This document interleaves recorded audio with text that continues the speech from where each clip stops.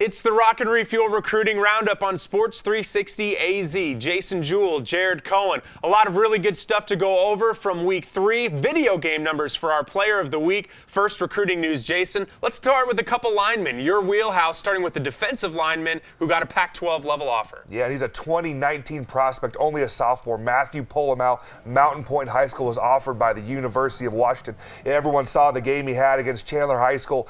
Chandler loses 52-7. Because of Polamalu, and he was just so dominant on the defensive line.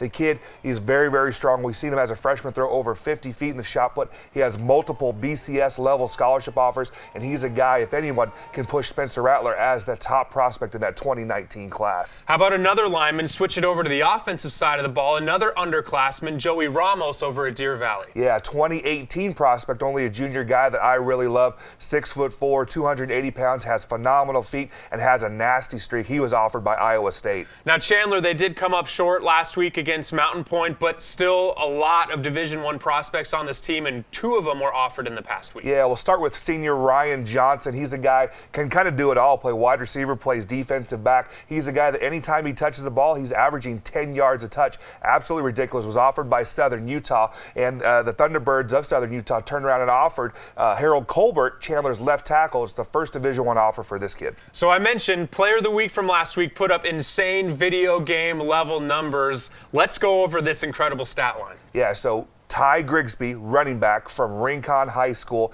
He had 300 yards rushing, 7 touchdowns on the ground, then added an 8th touchdown receiving. What I love about this guy, Jason, is you watch his film, he rushes the ball, he receives the ball, he returns kicks, he punts the ball, he makes tackles, he already has a forced fumble on the season. Guy does a little bit of everything. Yeah, jack of all trades. So let's go over our breakout prospect now. And, you know, Jason, it's hard to put this kid as a breakout prospect because we have talked about him and we like him very much, but he does not have that first offer yet. It's Dante Blissett over at Desert Edge. So you talked about video game numbers. This is exactly listen to what he's done over the last 5 games. So this year, in 4 games, Dante has 12 sacks. Last week against Millennium, he had 5. And then if you include the state championship game last year against Paradise Valley, he had 5.5 sacks. So 17.5 sacks in the last 5 games. It just shocks me that no one, as much as teams like to throw the football nowadays, has offered a kid that could rush the quarterback like this. Well, it's just a matter of time with a guy like Blissett, and going up against those big offensive linemen every day in practice has to be helping him out too.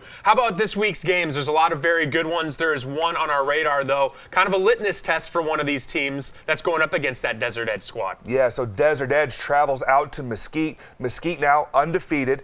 No one really expected that. They got a brand new head coach in Chad DeGrenier. Chad's doing a great job this year, obviously, with them with an undefeated record. So we got 2 undefeated teams going head-to-head, and Mesquite is led by their quarterback safety, Preston Smith, who is one of my favorite players, very versatile athlete. No question about it. Until next time, that's Jason Jewell. I'm Jared Cohen. It's the Rock and Refuel Recruiting Roundup.